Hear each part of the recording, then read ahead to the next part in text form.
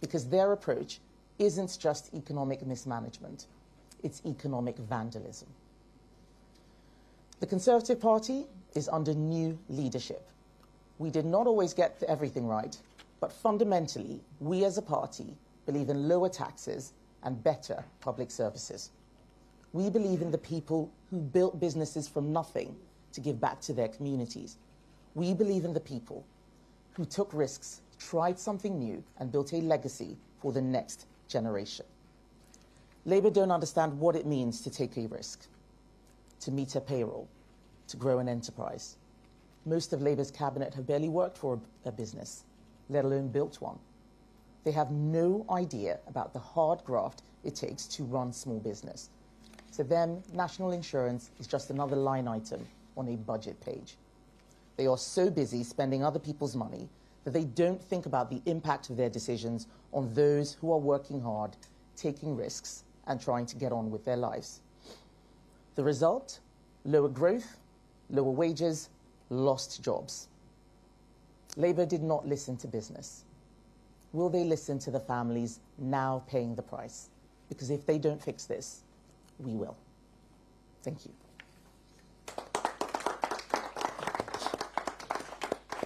Well, thank you, Kemi. Labour said at the election they would not raise national insurance.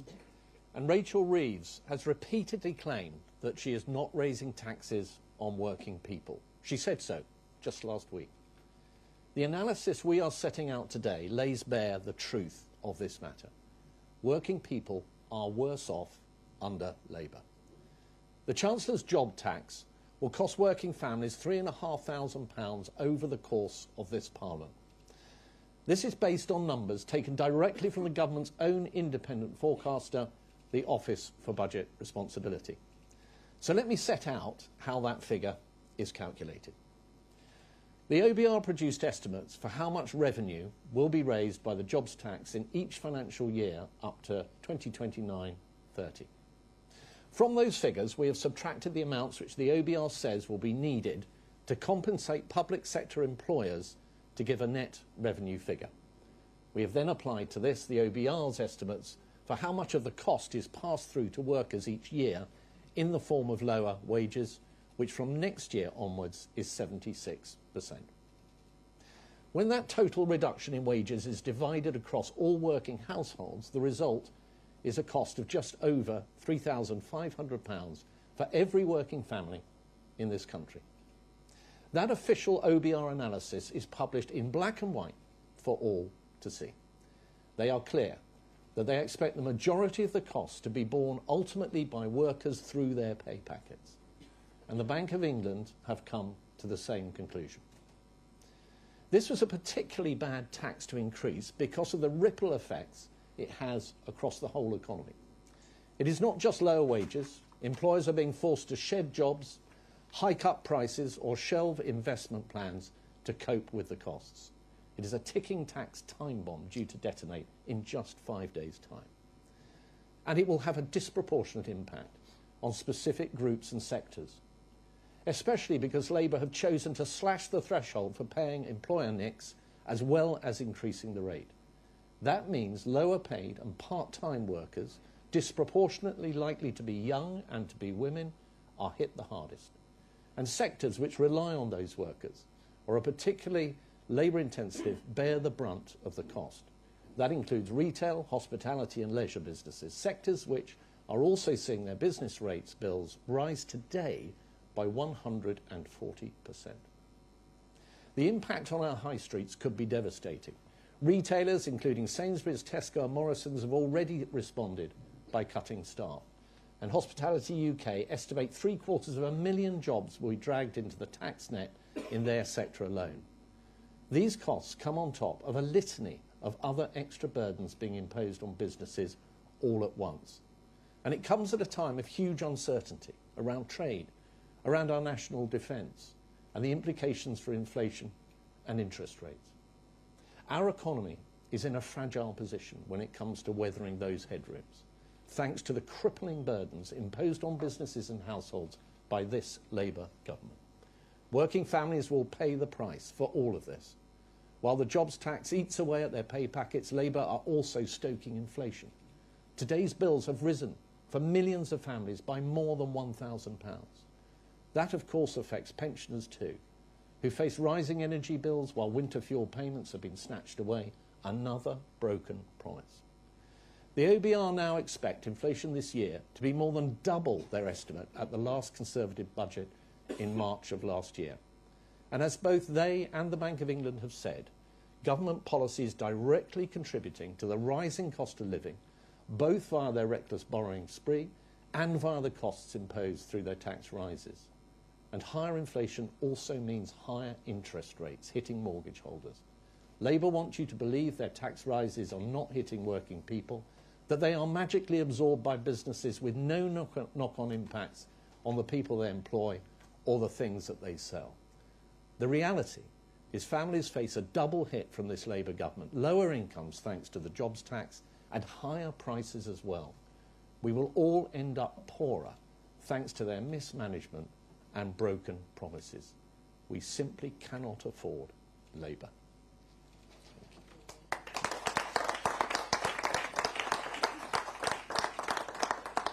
Right, I have questions from the media, and first up is Andy Bell from Channel 5.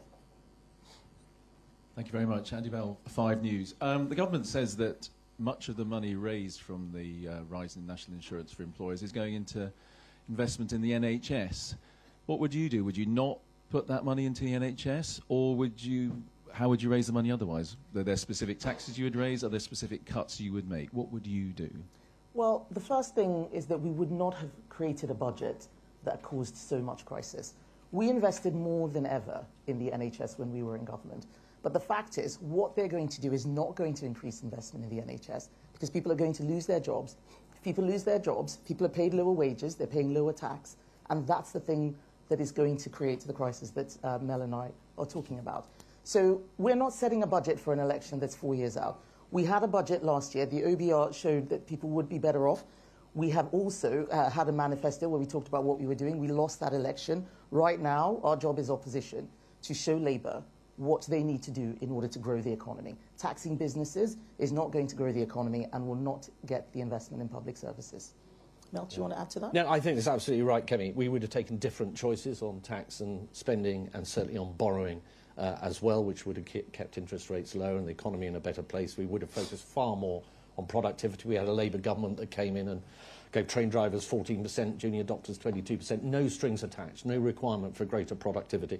And we would have gone further and in a more principled way on welfare reform. Chris Hope, GB News. Thank you. Kemi Badenoch, today's a big day in the world of Donald Trump. We're going to be seeing tariffs imposed probably on the UK later today. What would be your approach to that? Would you impose tariffs back on the US? And why have you reportedly told your MPs they can't criticise the US president? I haven't told my MPs that they can't say that, so that's just false. But on the point of trade tariffs, we should not be engaging in a trade war or tit-for-tat retaliation. That makes everybody poorer. What I would do is what I said, my very first Prime Minister's questions, that we need a UK-US trade deal ASAP. This was something that we were, well on the way to negotiating. The last time President Trump was in government, President Biden did not want to negotiate any free trade agreements with any country, so we had to pause that. You need a willing partner for trade agreements. But now is the time for us to kickstart that and move at speed. And it has to be something that delivers for those critical sectors. It can't just be something that looks at AI and tech. What are we doing for our car manufacturers, for example? When I was business secretary, we spent a lot of money investing in the car industry. We had people who were creating jobs. Stellantis, for example, now cutting jobs. If those tariffs come into place, let's look at the £8 billion of exports that UK manufacturers, car manufacturers sell to the US. We're not going to get that amount of money, which means that the tax take will reduce. That's a problem for the Chancellor because she's going to have to look elsewhere for the taxes. So this needs to be solved as soon as possible. It is not something that can be ignored. Shihab Khan, ITV. Shihab Khan, ITV News. Just in that answer just there, you appear to be quite critical of tariffs generally, and that you are against them, saying that you won't retaliate if the Trump administration introduces them. Will you therefore be critical of the Trump administration for introducing them onto the UK? Oh, I have been already. I'm a former trade secretary. Tariffs are not good for global economies. We are a trading nation. We are an island nation. Tariffs are terrible for us. But there's a big difference between criticizing policy and criticizing an individual. My job is not to go out attacking leaders of foreign countries. My job is to talk about what works for the UK national interest. Tariffs are not good for national interest, and there's no difficulty in saying that at all. Ben Wright, BBC. But if the US does slap tariffs on the UK, if Donald Trump doesn't give the security guarantee for Ukraine that the Prime Minister's desperate to have, is it time for Britain to change its strategy, to get much tougher on Donald Trump? Well, let's be clear on what the strategy is first. It's not clear what the strategy is. But who pays if we put tariffs on the US? We will pay, because it means that the things they're selling us become more expensive. They don't pay that. I believe that everything we do should be in the national interest. Making life more expensive for British consumers so that we can thumb our nose at Donald Trump is not the right way. We need to make sure that we keep the cost of living as low as possible for the British public. That's absolutely critical. Now, does that mean that we should just do whatever they say and accept whatever happens? No. But you ask what I'm going to do. I am the leader of the opposition. We need to ask what the Prime Minister is going to do. He had a press conference with President Trump. It was supposed to have gone well, but so far we're not seeing the positive impact in the UK, and that needs fixing. Beth Rigby? Thanks very much, Kemi. You say Labour's decisions since the election have broken voters' trust, and you also say that Labour don't understand the economy.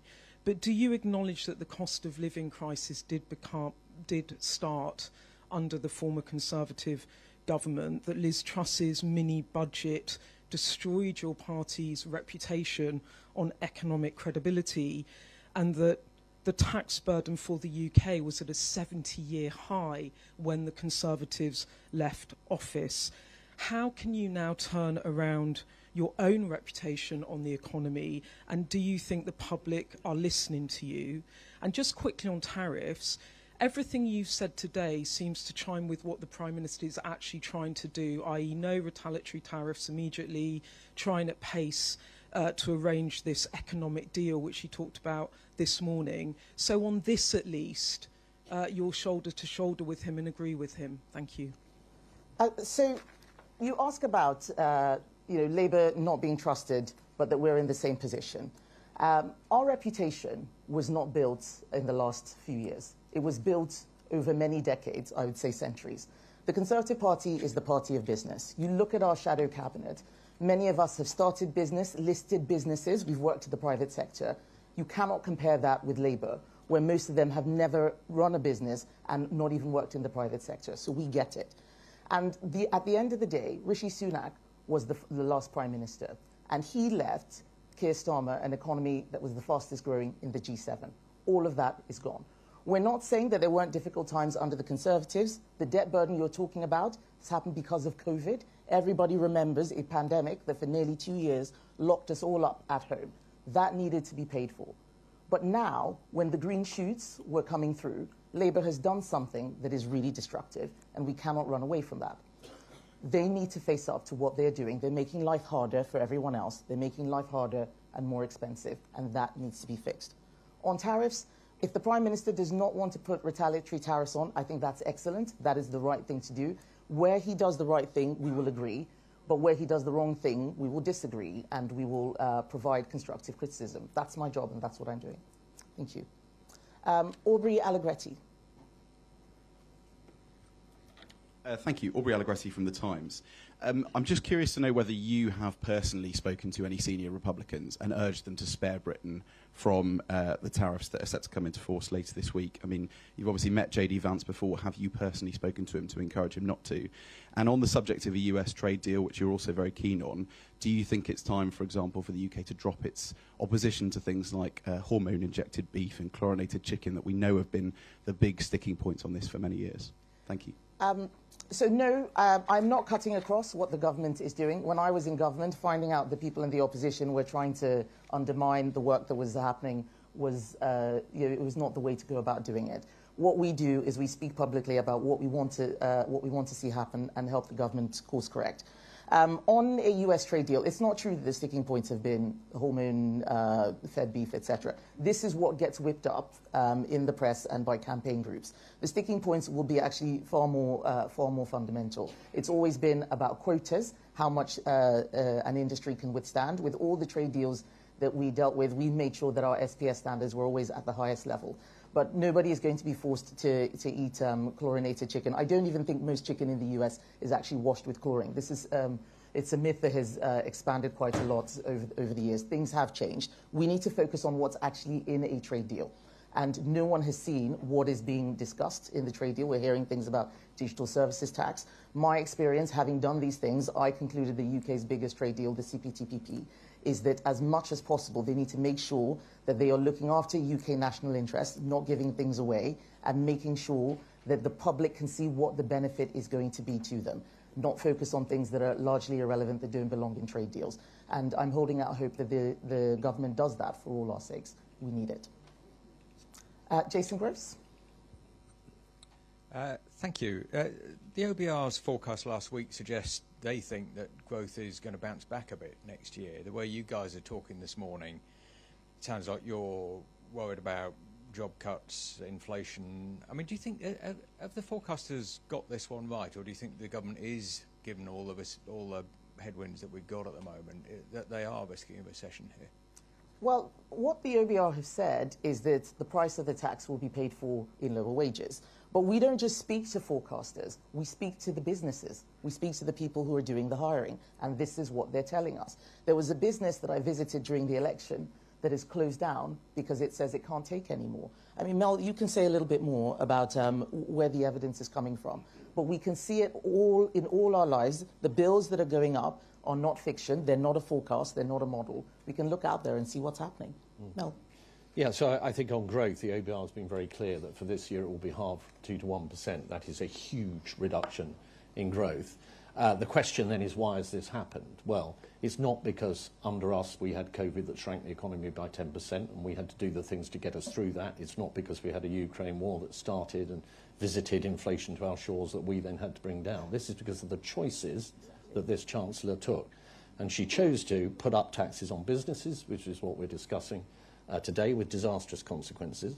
She chose to talk down the British economy, and we saw the results of that in the confidence surveys through time. She chose to go out and borrow huge amounts of money in a spending splurge, which is a fiscal loosening that was inflationary and required a monetary response of increased interest rates, which both dampened down the animal spirits and put up the cost of business investment, but at the same time critically meant that the servicing costs on our debt rose very significantly and ultimately wiped out her entire headroom against the fiscal targets. So I think where we are at the moment, albeit that she's rebuilt that headroom with taking further difficult choices, given the kind of headwinds that the economy now is likely to face in the future, is in a very fragile position. And those headwinds include perhaps having to spend even more on defence going forward, depending on what happens geopolitically in the world. And a lot of other challenges that are coming our way, including the underlying productivity assumptions in the OBR forecasts, for example, which may not come to pass. Thank you, Mel. Dan Martin, Daily Telegraph. Hi. The US State Department has expressed free speech concerns around our laws relating to abortion buffer zones. Is that something you'd like to see reviewed to get a better trade deal? I had a question on this morning when I was on LBC. And one of the things that we have to keep emphasizing is that we do have free speech in this country, but it is under threat.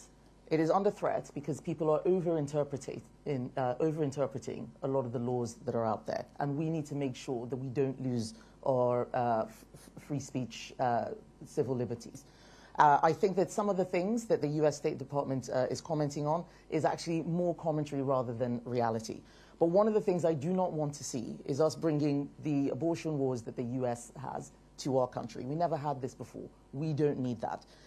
The State Department should recognize that this is a free country that has liberal values, people in our country have freedom. I don't know how exactly the interpretation for what happened to that lady did occur. I remember when we had votes in Parliament, I thought that we were too onerous in what we were doing around buffer zones. But at the end of the day, that's what Parliament voted for. And we need to respect what Parliament votes for. It was a free vote. If Parliament votes for something, then we need to recognise that those are democratically, that those are laws that have come in democratically, and respect that. But we have to be vigilant. I am not pretending that everything is fine. We have free speech in the country, but we must protect it, and we must make sure that there is no overreach. All right, I think that concludes the questions. Thank you very much, everybody. Good to see you, and see you again soon.